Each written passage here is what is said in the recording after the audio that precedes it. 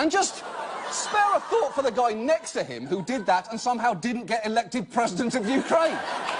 A few years later, he's stuck playing dick music alone at an open mic in the basement of a Chinese restaurant. Show business is cruel.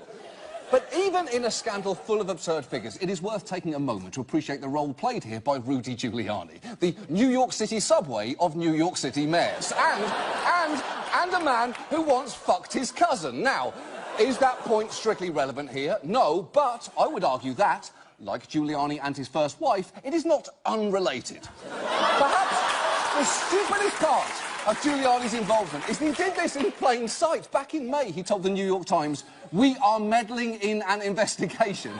And even now, he insists he did absolutely nothing wrong.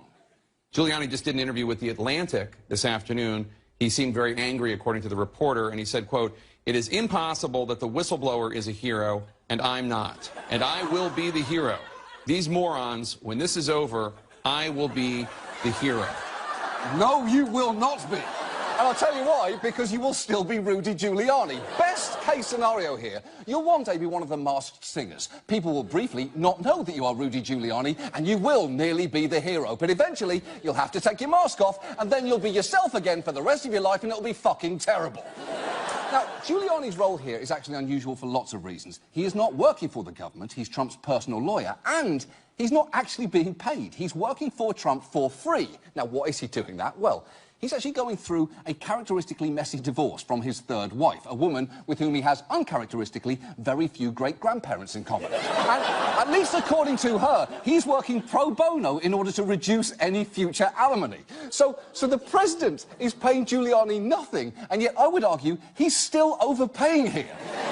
And incidentally, one of Giuliani's reported complaints against his wife is that she, and I quote, "vindictively walked off with his cable box and remote controls, leaving him limited to using his iPad to watch TV." Because Rudy Giuliani, cybersecurity expert and Donald Trump's lawyer, is seemingly unaware that you can buy new remote controls at Best Buy. But look, to recap here, it seems the president pressured a foreign head of state to investigate his political rival, then his staff tried to cover it up. And perhaps the most shocking part of all this is it might actually hurt him. And I know that you're probably thinking right now, no, it won't, you fucking idiot. Nothing Trump does ever affects him, and I do get that. That has clearly been true, until maybe now, because people seem legitimately furious over this. The House has opened an impeachment inquiry, and even a few Republicans seem to be treading with caution for a change, and it kind of does make you wonder, why now? The president's done so many terrible things.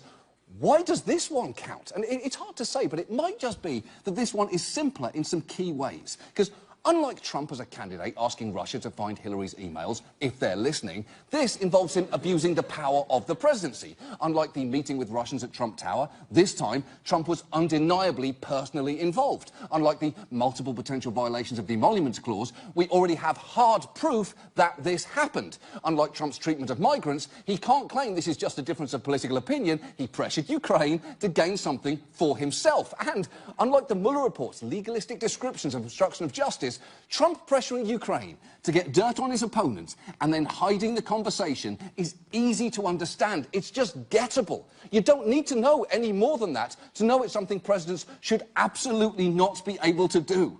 Just like how they should not sell the White House or suddenly change the national anthem to this.